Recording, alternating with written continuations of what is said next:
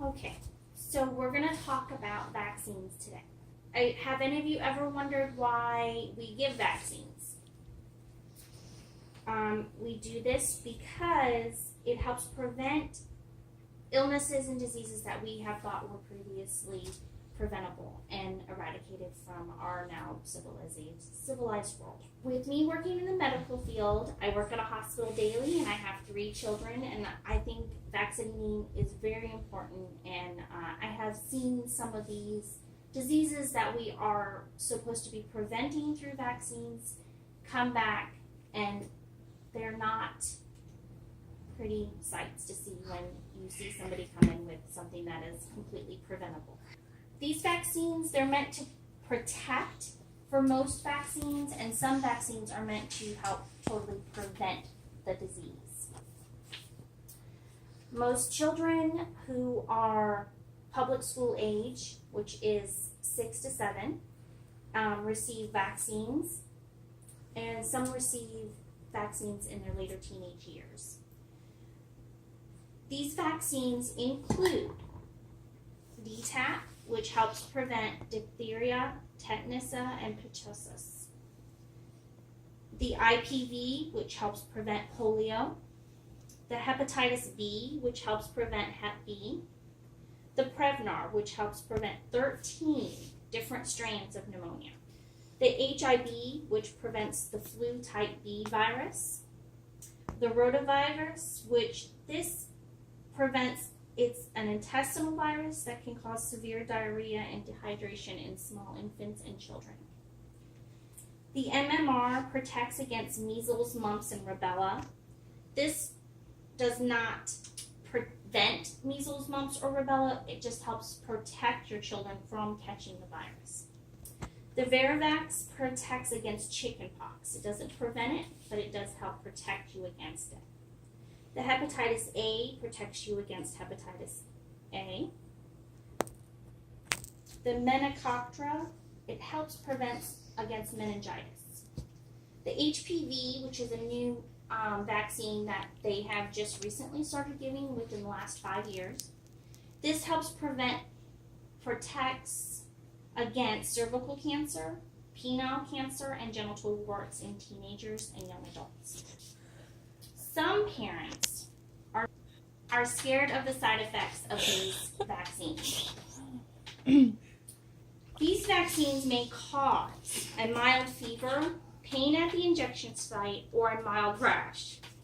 The VariVax and the MRI are considered live viruses. This means that they are weakened or non-living particles of the virus. What this does is this helps your body produce natural immunities against those diseases. So this leads to a question, why are some parents not vaccinating their children? The most widespread and controversial point of why parents do not want to vaccinate their children is they're afraid that it causes autism.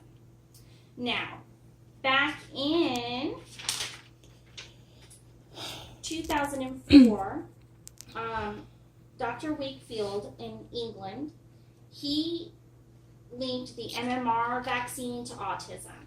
Later, the company that he worked for retracted this and stated that it was unverified claims.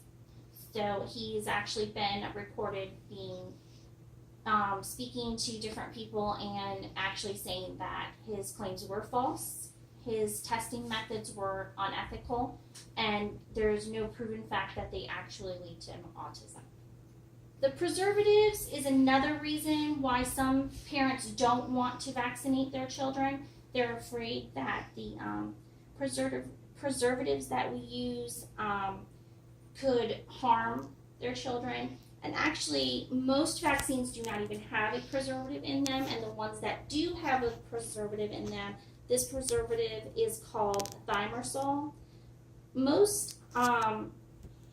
The thimerosal in most of these vaccines is such a small amount that you would actually naturally ingest this amount if you ate fish.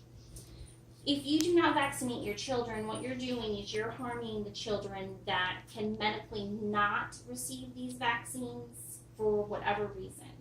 You're putting them at risk to produce and pass on the diseases that these vaccines help prevent and protect us against. We do not do these vaccines to initially harm your children. They are not meant to scare you in any way, shape, or form. They are just meant to help society live longer and for us to be able to see our children live a normal and healthy life. With the facts and the testing and proven reliability of the vaccines that we have now made, we hope to prevent the reoccurrences of childhood diseases, but most of them are making a comeback today. There's speeches, everybody's debatable, everybody has their own opinion, of course. But these are just some facts as to why you should vaccinate your children and the reasons that prove that they do not lead to autism or any type of mental illness. Thank you all for coming today, and that's Dan.